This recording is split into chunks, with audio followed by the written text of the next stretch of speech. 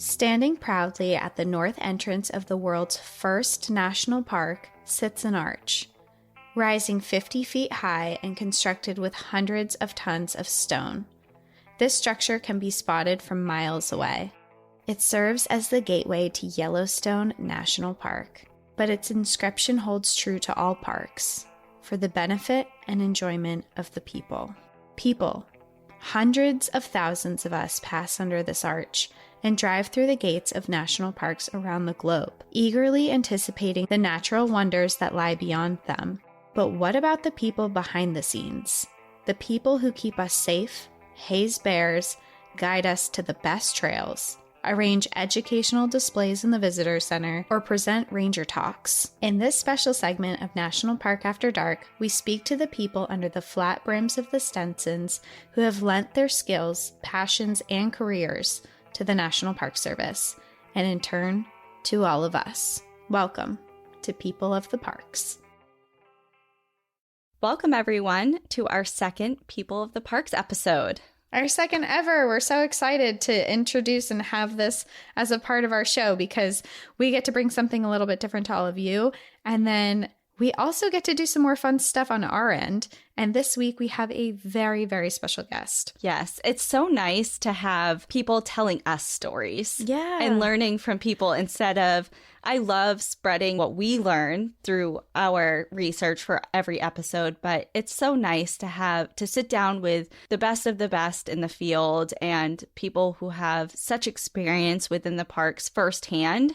It's incredible. And we really wanted to make a segment that we can have those conversations, but also share them with everybody else. There's just something that's so different from actually researching it and going through books and stuff like that to actually talking to people who have real life experience. And that's what we're doing today. We are talking to someone who has real life experience within the national parks. This former ranger spent over a decade working for the Park Service in roles ranging from law enforcement, district ranger, criminal investigator, firefighter, and in search and rescue. Her career might sound astounding, but her outdoor achievements are just as extraordinary. Her feats include through hiking the entire 2,200-mile length of the Appalachian Trail, kayaking from Miami to Key West, cycling from Fairbanks to the Arctic Ocean, and being the very first to mountain bike the 800-mile Arizona Trail from Utah to Mexico. Along with her outdoor accomplishments, she is also an accomplished writer. With 4 books under her belt and one on the way, she shares her experiences with the world through award-winning literary works including Ranger Confidential, Living, Working, and Dying in the National Parks. Please welcome Andrea Lankford.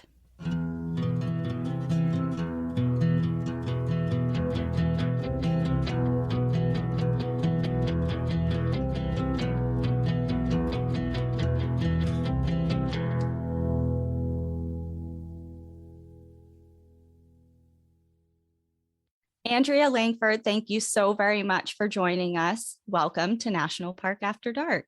Thanks. I'm glad to be on your show. Yeah, we're really, really excited to have you with us today. We both read your book, Ranger Confidential, and we loved it. And we loved all the points that you had on there. So we're really excited that you came on to talk to us today. Good. I'm so glad you liked the book. I worked hard on it.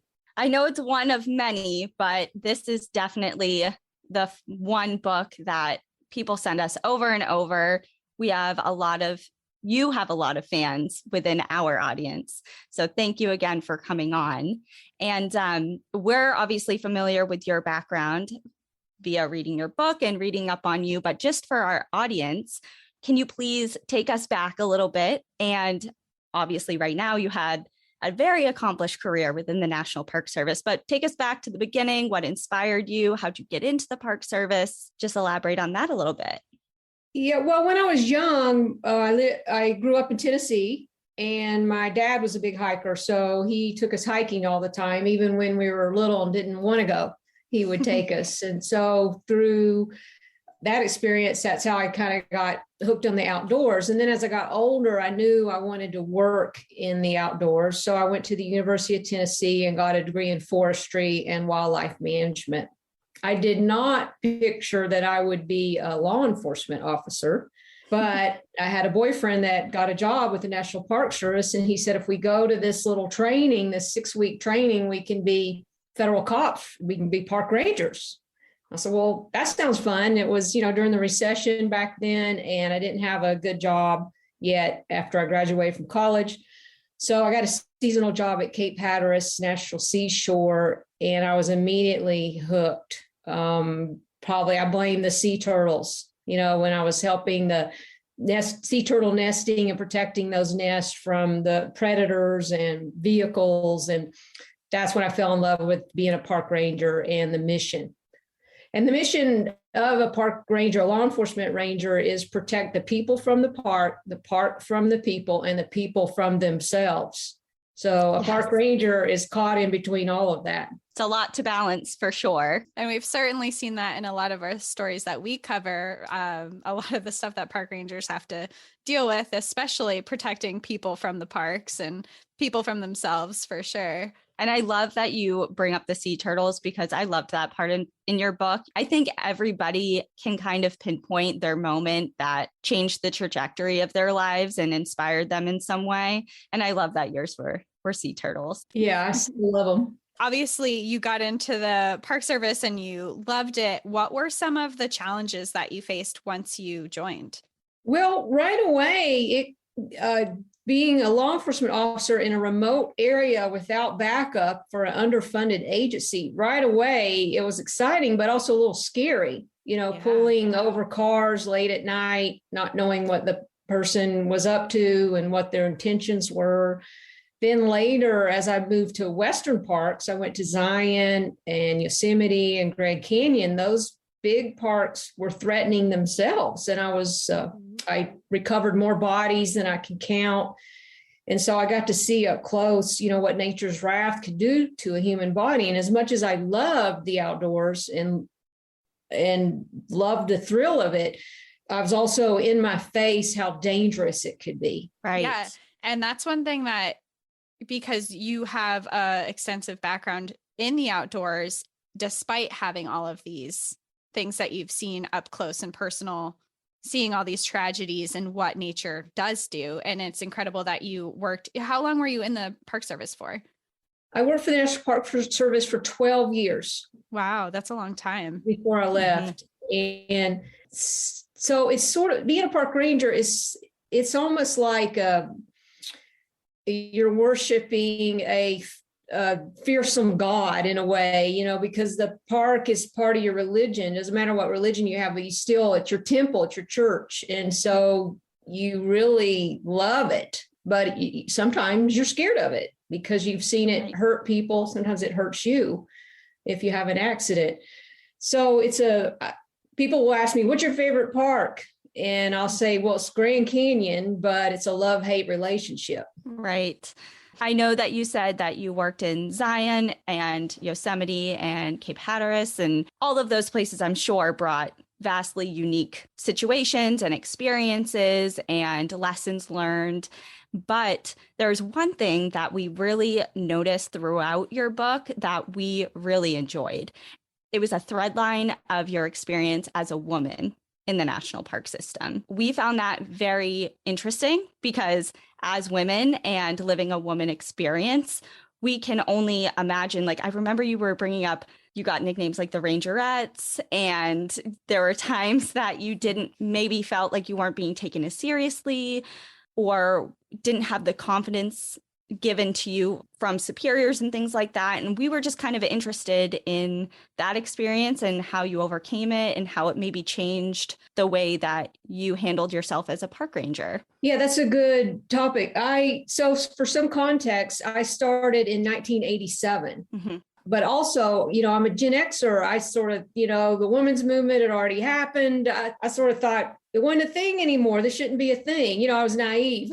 And so then I go into a male-dominated field, which is kind of male-dominated two ways. It's outdoors and it's law enforcement and firefighting, and search and rescue. So when I started to face sexism, sometimes I would be like, what? This is dumb. Why is this happening? Yeah. Right.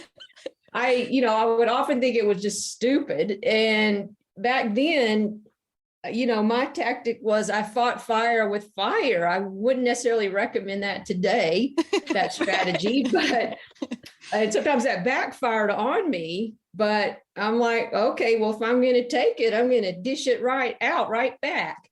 Mm-hmm. And so I would be in people's face a lot if they rub me the wrong way with this sexism thing. And so in Ranger Confidential, I try to have a little fun with that. I call it the Ranger Olympics, where we're all trying to win the Ranger Olympics and get gold. And so there's a lot of competition. And so then you add a sexism element in there, and then some sexual tension in there. Right. Yep. It was fun and weird and scary and frustrating and sometimes infuriating all at the same time. Did you feel a sense of having to prove yourself just because you are a woman and your abilities and experience, even as you were climbing the ladder of you weren't a rookie forever? But with that being said, do you still feel like people treated you differently because of your gender?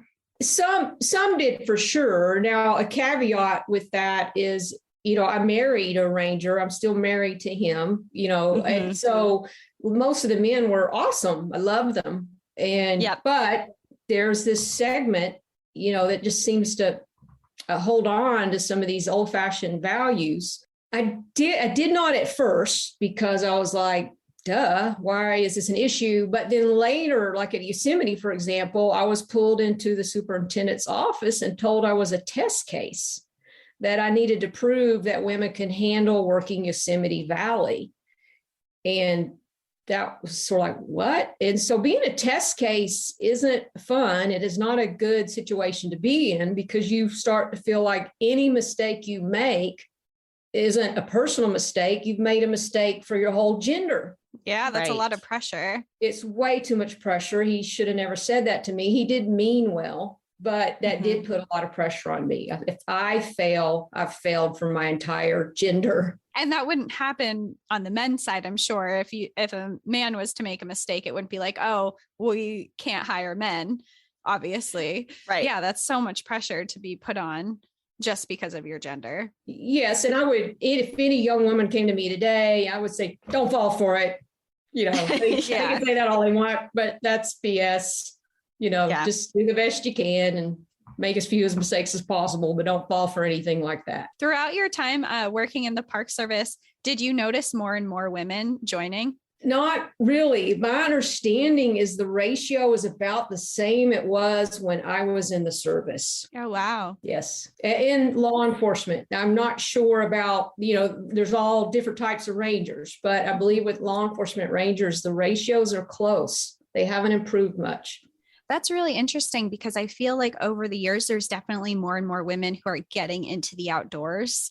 So that's interesting that it hasn't necessarily changed among the law enforcement side. I know my partner, he has worked as a wildland firefighter for years, and he said kind of the same thing that you're saying, where he'll have one girl that's on the crew or none at all. And it's kind of been a thing, but it's interesting because I feel like over the years, so many more women have been getting outside and doing things like the Appalachian Trail or the PCT and things like that. So that's very interesting. Well, if there's any women out there, go for it. Yeah, I agree. There has been improvements in leadership, though. We've had a female chief ranger of Great Smoky Mountains and a female chief ranger of Yellowstone. Just in the last 2 years, is that they were the first. So that's a recent improvement, but that has happened. That's amazing. It's surprising that it's so recent, but that's amazing that it's happening. That's really exciting.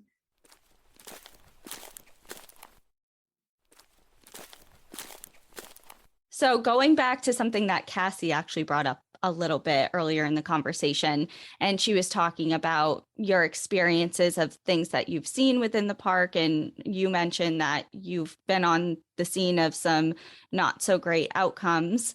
Taking that into account with what we know of your marvelous outdoor expeditions that you've done on your own, like hiking the Appalachian Trail and cycling and kayaking and all of those amazing feats that you're obviously doing these adventures. It seems like you haven't really been deterred from being a woman in the outdoors, even though you see that things can go wrong.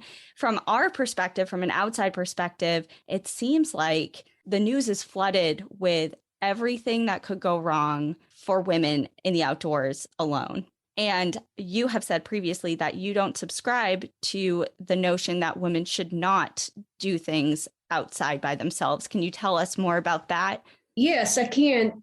It's sort of a paradox situation because as a ranger, I saw pretty much everything that could go wrong, but also because of my experience and my training, I also am confident that I can handle it or I'm prepared. And so I feel very confident in the outdoors. So I realize that's a paradox. And so whenever I hear these people go, women shouldn't hike alone and women shouldn't be out there, it really rubs me the wrong way because I don't believe that's true. And statistically, I'm right.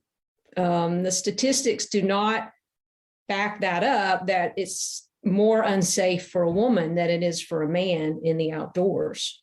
Can you tell us more about the statistics of it? Yes. And now statistics are a funny thing. You know, what Mark Twain says is lies, damn lies, and statistics. So there's a lot of nuance to this.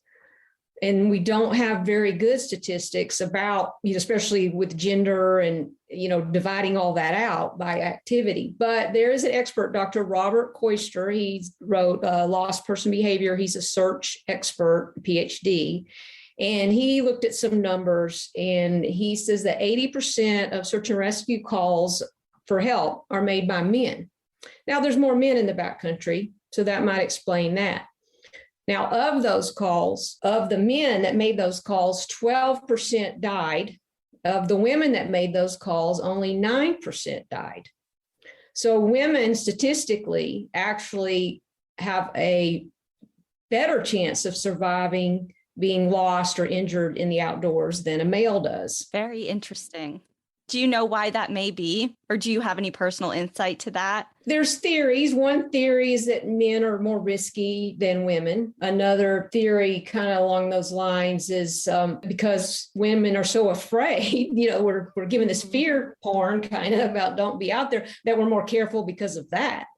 There's a term, they call it the fear gender paradox, where women are more afraid to be outdoors, but we're actually less at risk than a male who might assume that he's safe. That's really interesting to hear. And I really like hearing that and learning about that because me, myself, I really love solo hiking and a lot of just like little day hikes. I love going outside alone. And many times I get, why are you out there by yourselves? You shouldn't be out on the mountain alone. Like there are creeps out there. There's weirdos out there. Things can happen. And I'm like, well, no one wants to hike with me and I love being by myself. So it's really nice to hear that it's not as dangerous as people may think. Like a lot of people won't do a day hike alone, a short one or whatever, just because they are a woman. Mm-hmm. Yeah. And there's something to be said as well about that, because I can tell you, I probably fear being alone in the outdoors just as much as or less than I fear being alone in a parking garage going to my car at night as a woman. So as far as being outdoors, in some ways, I feel more safe by myself in the outdoors versus, I just feel like the chances of something going wrong when it comes to interactions with people are vastly higher in day-to-day life. These statistics back your intuitive feeling up that you as a woman or a man, you're more at risk in a city environment, much more, like up to 10 times more than you are in a wilderness environment. Now, solo hiking is a little bit of a caveat. Now, when we solo hike, we are male or female. It's not about gender. It's about the activity and what you're doing in the situation. And so you are more at risk of injury, or a bad outcome when you're solo.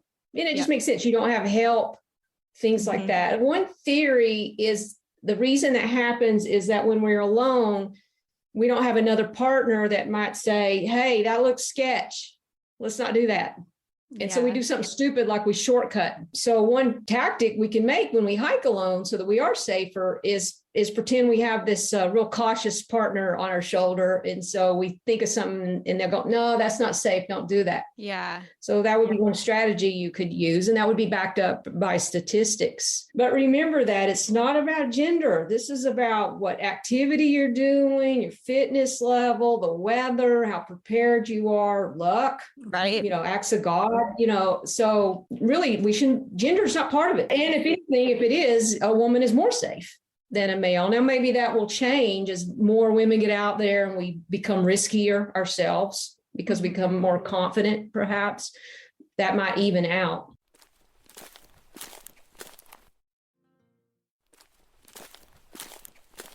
You talked about being prepared and knowing what's going on. What's some advice that you have for women who are going out into the outdoors to be more prepared and more knowledgeable while they're out there? I would look at whatever trip, look at it as an expedition. And even if you only do it mentally in your mind, have a safety plan. What am I carrying? What's the weather? How far am I going to be out that day? Has there been news lately about a wildfire or a violent person on that area? Do some research about it. And then look at your activity. For example, if I'm just going to go hike in 3 hours on a trail that I've been 5 times, I have no problem. I'm going to go alone.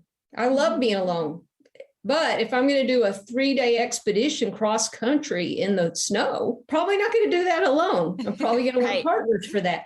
So, have your own little algorithm of when to go alone, how prepared to be, and just look at it like you're a professional. You're going to do something, so you have a plan. On that, I would like to talk about violence on the trail. Please. Yes, please. Because there is a little bit, another nuance and caveat there. Now, when it comes to violence, women are more at risk of sexual violence than men.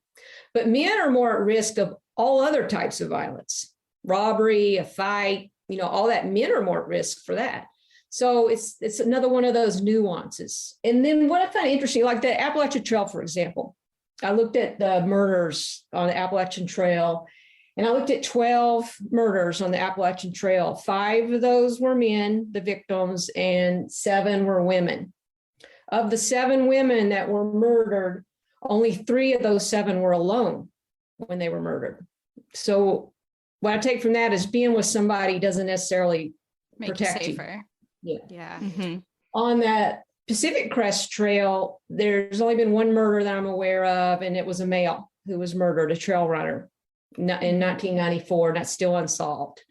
On the PCT, it's more accidental deaths. So the 14 accidental deaths on the PCT, 10 were men, 4 were women. There's more men that do the PCT, so that might explain it. Another thing with violence, my attitude is when I hike solo, I'm not really out there to get dates and make friends. So I'm nice, but I'm not real friendly. And I feel for the guys, because they're real curious about you. Hey, when they see a woman alone.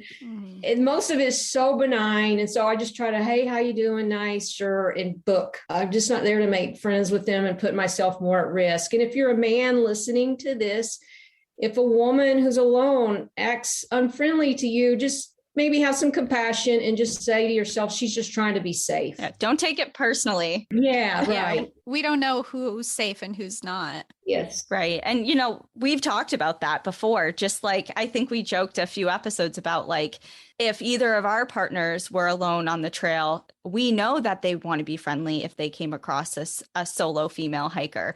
But those females don't know them, and they're the nicest guys in the world. But to somebody else, they could pose a danger or a threat. And it's just, don't take it personally. And I totally subscribe to your sentiment about that. I'm not there to make friends. I'm there to do my own thing and find my joy for the day. Good to see you. But yeah, I'm not looking to strike up a new lifelong friendship with you. And of course, that's different for everybody and every circumstance is different. But great point. Yeah, don't take it personally if somebody doesn't want to be your best friend.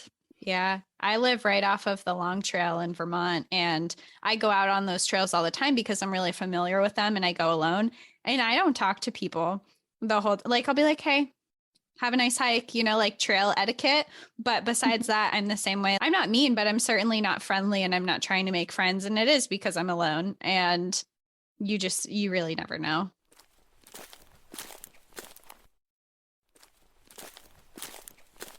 I did want to ask, now that you brought up the PCT versus the Appalachian Trail, we do know that you're working on a new book about some missing hikers from the PCT, 3 gentlemen in particular, correct? Yes. I know that you've been working on that for quite a while. Is that coming out this summer? Hopefully, fingers crossed. Yeah, I'm hoping in 2023. Okay. I know a lot of people were excited and waiting for that book, but the publishing industry can move slow. And so we're hopeful at 2023, you'll get to see it. And that is 3 young men who went missing on the Pacific Crest Trail, and we do not know what happened to them. And the book is also about the people who are working so hard to try to find them. Yes. And we know that you have a website dedicated to that. And if everybody wants to look up details about the gentleman and the work that everyone is doing for their cases, and of course, to look out for your book, we'll provide that information. But I just found it very interesting that you chose to do that for your next book, because the news outlets, and I don't know if it's just my algorithms, are so tailored to everything, that all the bad things that we research and all of that. So I just get pushed with a bunch of X, Y, and Z happened to this woman, or this can go wrong to this, if you're a woman in the outdoors and all that. And not to say that it's refreshing, but it is grounding to know that this does happen to other people. And there are men that have gone missing and we don't know what happened to them. And it is very interesting that there's such a difference between the Appalachian Trail and the PCT, as far as, like you said, with those statistics with murders and violent crimes. Do you know why that is? It is fascinating why there's so many murders on the AT. Now, remember, you're 10 times more likely to get murdered in Chicago than you are on the Appalachian Trail, at least 10 times, if not more. Yeah, right. But for some reason, the Appalachian Trail has got a lot more murders associated with it, where, like I said, on the PCT, there's only one that I know of. And that was even a trail runner who people were breaking into his car on the trailhead. That's the theory. And he got in a fight with them, and he was killed in that fight. So it's a little bit, it's not really a hiker death per se. So I don't have a good answer for that, but when my book comes out, you'll see there are a lot of shady characters that do hang out on the PCT. Not a lot. There are some, I should say. There's some shady people. So is obviously a potential there, but for some reason, the AT has just been a more brutal trail as far as the number of murders go relative to the PCT. Circling away from the more dangerous and scary side of the trails, do you have a particular excursion or adventure that you've done that has been your favorite experience? Yeah, I'm glad you brought that up, because I didn't get to brag about all that I've did. Yeah, I was going to say, I want to hear about all of your adventures. And I think it's important because most of this I either did alone or with another woman. And for the most part, I felt entirely safe. I got like tens of thousands of miles on my feet, right? Amazing. So I did that entire Appalachian Trail in 1999. I was the first to bike pack. This is like you're backpacking with your mountain bike, the Arizona Trail from Utah to Mexico. I kayaked from Miami to Key West, and I cycled basically from Fairbanks to the Arctic Ocean. Camping all the way. Most of those were either done by myself or with another woman. Amazing. And the experiences where, there's some misadventures attached to all those things, but I rarely felt threatened in any violent way at all. So as far as my favorite, now that's like trying to get a mother to pick her favorite child or something. Jessie with the hard-hitting question. Yeah, I know, but I would probably have to say the Appalachian Trail. There's just something so enchanting and magical about doing the through hike. It's just a wonderful experience. So if I had to pick, that's what I'm going to pick. Do you think that part of why you picked that one would be the experience with the people that are along that trail, because there's so many AT hikers? Yeah, I think that's a good question. To me, it was even maybe a little crowded for my taste, but it's hard to explain. It's a pilgrimage. So there's almost a spiritual community thing that's happening along with the nature, seeing the seasons change. And it's very much a journey that's unique. And so you're onto something about the community and the trail community makes that adventure special. I have a few friends who hiked the AT this past year and the year before, and I took in because we live off of the long trail, we took in some hikers just to like give them a night to sleep and stuff, and just hearing their adventures. And they kind of had similar things to say, where it's like, we love the trail because of all the friends that we've made and all of the stories. And we had a couple of people come to our house and they had met on the long trail, and then they became really great friends and hung out with us. And it was just like a really magical experience because of the adventures with the people that they met along the way. Yes, you do stay friends. I'm still good friends, especially with one person that I hiked that part of the AT with. You know, you hike alone and then you meet up with people and see them, you know, throughout the journey. Yeah, one of my friends, she did it, and she's like, I didn't realize I was a slow hiker until I got onto the AT. And she's like, and I ended up catching up, but she's like, I hung out with the older crowd at the beginning because I couldn't keep up with anyone else. And then she met more people because she finally got faster. And she was like, we were in and out of hiking with certain people along the AT, but it sounds like a really, really cool journey. Obviously, you've checked a lot of boxes, I'm sure, in your desire for, you know, we say there's a list, we have a list, our bucket list of outdoor places we want to see or things we want to do. Cassie's list is about a mile long. What is on yours? What is next? Do you have anything in the works or somewhere you really want to see or an excursion you really want to tackle? Yeah, I really want to see Isle Royale National Park. It's one of the least visited national parks. It's an island. And I have written about that park in my book, Haunted Hikes. And so I really want to go there and hike and camp. So that's one that comes to mind first. I did hike the Milford Track in New Zealand. It's awesome. I would love to return to New Zealand and do some more tramping, they call it there. Tramping? I didn't know that. Did you, Cassie? No. Yeah, camping. And the Australians, because there was Australians I was hiking with, and they call it bushwalks. Bushwalks. Oh, you like to do bushwalks, you know? You know, we call it through hiking, but they, you know, or backpacking, but they say New Zealanders say tramping and the Australians say bushwalks. Bushwalks is really funny. I get the Zealand version, but bushwalks is really funny. Yeah. Isle Royale. Cassie covered Isle Royale, I don't know, 6 months ago, 8 months ago, maybe. And we had a lot of people who were like, that's our park, you know, or that's my park because I live up there. And like you said, it's one of the least visited, but man, does it seem beautiful. And I am particularly interested in the wolf and moose studies that they do on that island.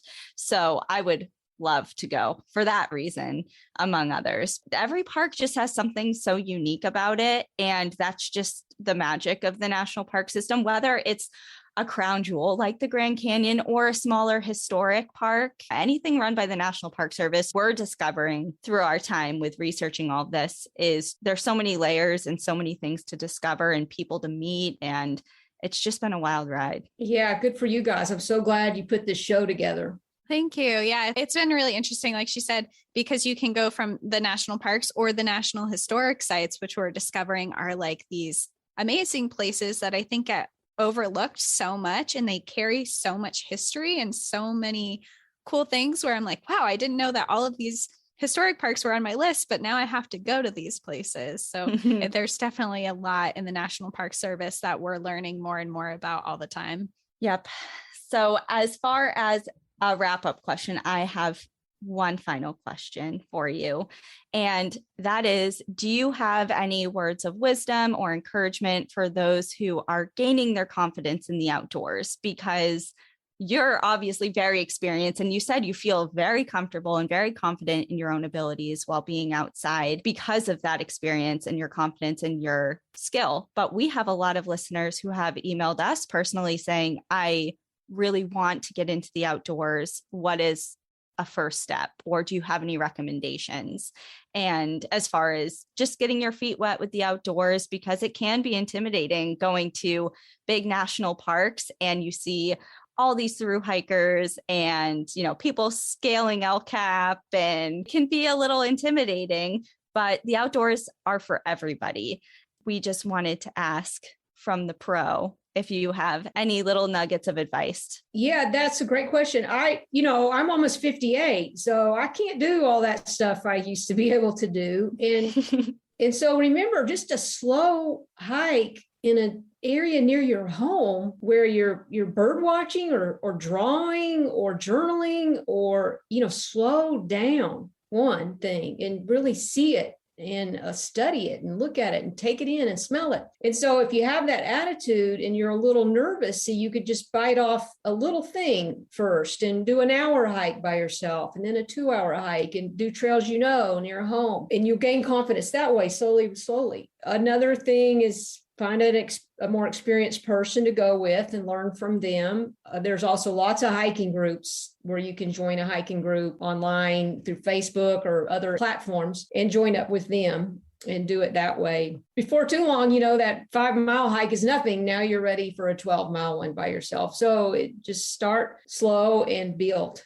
And don't be ashamed about doing something slow and easy at first, because that's really where you can take in nature. This running through by everything, that's competitive stuff. There's a value to it, but we don't all have to be enjoying nature that way. I love that. I always joke that I'm a really slow hiker, and it's because I like to look at everything on the trail. I'm like, oh, I love this plant. What's over here? And then I get to the top, and a lot of people that I hike with are like, okay, we made it to the top, let's go back down. And I'm like, no, I'll hang out. Like, I could hang out up here for 2 hours. So I love that you said that, because I personally am I think a very slow hiker. And I think that that's great. Just dip your toes in, don't go past your own limits, and don't push yourself in ways that is dangerous for yourself. Knowing your physical and mental limits. For me, Angel's Landing, I did everything but the chain section. I couldn't do it. I just mentally so nervous, and I am very confident in my abilities, but just the psychological, falling type of thing, I was just way too nervous. My fear would have clouded my decisions and my ability, I think, if I was to hike out on the chain section. So I just called it a day and waited while my other friend completed it. And I was very happy with that. So just knowing your limits, I think, is a great sentiment as well. You just did one of the tactics that we talked about, where you had a cautious angel on your shoulder. Yes. So you don't have to do that. Yeah. And that kept you safe. It did. You came home.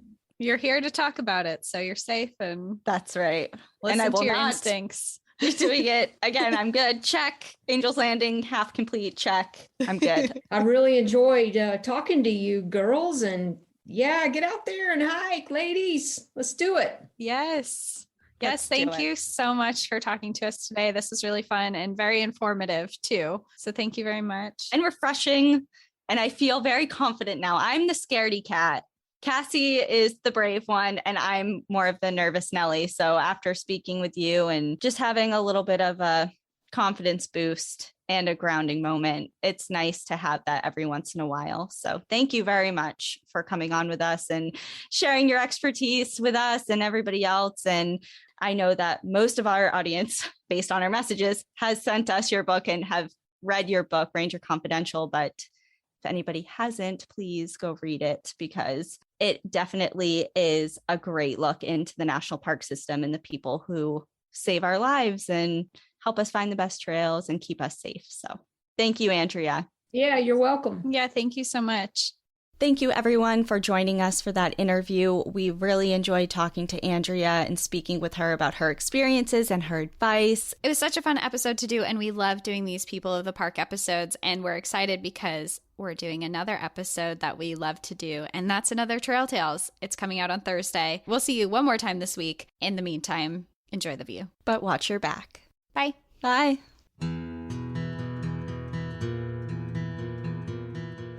Thank you for joining us again this week. If you have a trail tale you'd like to share, send us an email at npadstories@gmail.com. Follow us on Instagram and Facebook at National Park After Dark, and on Twitter at NPAD Podcast.